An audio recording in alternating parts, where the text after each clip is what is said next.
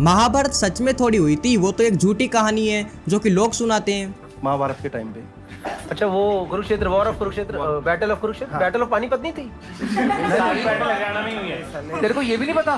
तू हिस्ट्री और माइथोलॉजी को मिक्स मत कर, दो अलग subject. What mythology man, that's my history. Kunal भाई, वो बीसी नहीं होता, वो बीईसी होता है। बीसी तो आप हैं। इस गेंडे को ना कुछ मतलब नहीं है रियलिटी से, ये बस एक ही चीज करता है और वो होता है हिंदू धर्म को टारगेट करना। ये कुणाल कामरा अभी गौरव कपूर के शो पर जाते हैं और वहाँ पर महाभारत को माइथोलॉजी बोलते हैं और इसका कहना है कि जो महाभारत है वो सच में नहीं हुई थी, मतलब की कहानी है। तो आओ इस गेंडे को थोड़ी रियलिटी बता देते हैं, क्योंकि ये खुद तो कभी पढ़ेगा नहीं और इसलिए भी नहीं पढ़ेगा ये क्योंकि ये एक ही धर्म को टारगेट करता है और वो होता है हिंदू धर्म। बाकी के रिलीजन्स के लोगों को ये कभी टारगेट नहीं करता, दूसरे धर्मों को टारगेट नहीं करता, क्योंकि वो इनके पापा जो लगते हैं। और देखो इस गेंडे के पास ना इतना ही दिमाग है जितने की इसके सर पे बाल है। मस्त नहीं बता रहा हूँ, जीरो। तो कुणाल भाई, आप जो बीईसी की बात कर रहे थे ना कि महाभारत कब की है, तो वो है 3000 बीईसी और ये महाभारत लिखी थी वेद व्यास जी ने। वेद व्यास जी बोलते रहे और भगवान गणेश लिखते रहे। तुम तो बोलोगे ये काल्पनिक है, तो आओ तुम्हें बताता हूँ, इसके प्रूफ दिखाता हूँ। आओ, अगर इसके बाद भी तुम्हें कुछ समझ में नहीं आया होगा ना, तो तू सच में गेंडा है। संस्कृत साहित्य के अंदर 3 पार्ट होते हैं, नाटक, काव्य और इतिहास। नाटक और काव्य का मतलब होता है कि अपने मन से बनाई हुई हो, और इतिहास का मतलब होता है कि यही हुआ था। तो वेद व्यास जी ने लिखा हुआ है कि ऐसा ही हुआ था महाभारत के अंदर। और तुम्हें लग रहा होगा कि ये कहानी तो अभी के लोगों ने बनाई होगी।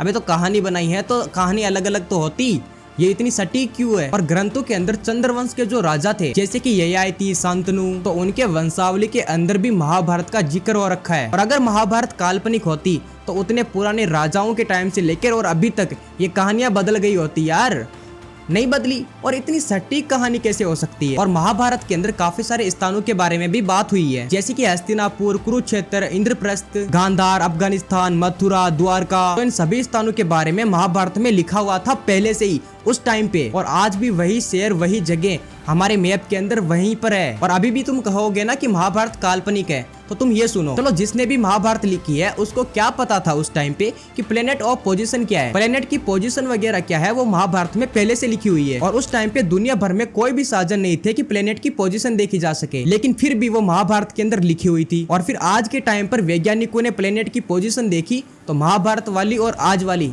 बिल्कुल सेम थी। महाभारत के अंदर द्वारका नगरी का जिक्र हो रखा है। तो डॉक्टर SR राव पानी के नीचे जाते हैं और द्वारका नगरी की खोज करते हैं। और जब वो द्वारका नगरी की खोज करते हैं तो उनको मिलता है कि जैसा महाभारत के अंदर लिखा हुआ है द्वारका के बारे में, वो द्वारका नगरी वैसी ही थी। हस्तिनापुर और सिनोली की खुदाई की थी बीबीलाल द्वारा, और उस खुदाई के अंदर मिट्टी के बर्तन, जल पलाव, जिसे आजकल बाढ़ कहते हैं, उन सब के अवशेष मिले थे। और महाभारत के अंदर लिखा हुआ है बाढ़ के बारे में, बर्तन कैसे थे, और वही सेम के सेम बर्तन मिले थे। और बागपत यानी सिनोली के खुदाई के अंदर और उसकी खुदाई के अंदर प्राचीन रथ, हथियार, ये सब कुछ मिले थे जो कि महाभारत के अंदर युद्ध लड़ा गया था, वही अवशेष मिले हैं। लेकिन कुणाल भाई अभी भी थोड़ी मानेंगे, क्योंकि इनके पास दिमाग ही नहीं है। इनके पास जो इतना सा दिमाग था ना, इनके साथ में कोई एक्सीडेंट हुआ होगा, उसके अंदर लूज कर बैठे ये। चलो तुम मुझे एक बात बताओ, अगर महाभारत काल्पनिक है, कहानी है, तो उत्तर से लेके दक्षिण तक वही नाम, वही परंपराएं और वही स्थान कैसे? और सब लोगों को कहानी एक जैसी ही कैसे पता है? तुम आज के दिन किसी दोस्त को एक बात बता दो,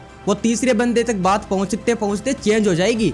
तुमने क्या बोला और उसने क्या सुना, फर्क चेंज हो जाएगा। और तुम कहते हो कि ये काल्पनिक है। अरे काल्पनिक तो तुम हो लाला, एक दिन मिट जाओगे, क्योंकि तुम हो काल्पनिक असली। और कुणाल भाई, इसके अंदर गलती आपकी भी नहीं है, गलती पीछे से हुई है और बड़ी गलती हो गई उनसे, आपको ले आए वो। बाकी दोस्तों, मैं इसके ऊपर ज़्यादा कुछ बोलना नहीं चाहूँगा, मैंने तर्क इसको समझा दिए हैं, और भी बहुत सारे तर्क पड़े हुए हैं। अगर ये सुनने की इच्छा करेगा तो मैं इसे बता सकता हूँ। और महाभारत कोई माइथोलॉजी नहीं है, बल्कि हिस्ट्री है हमारी। और बाकी दोस्तों, अब इस वीडियो के अंदर इतना ही। तुम्हें तुम्हारा भाई मिलेगा अब किसी अगले वीडियो के अंदर। तब तक आप इस चैनल को सब्सक्राइब कर लो और बेल आइकन कॉल पर सेट कर लो, ताकि आपके पास में हर एक वीडियो की नोटिफिकेशन आती रहे। एंड बाकी अब तब तक के लिए thank you for watching, love you all, bye bye.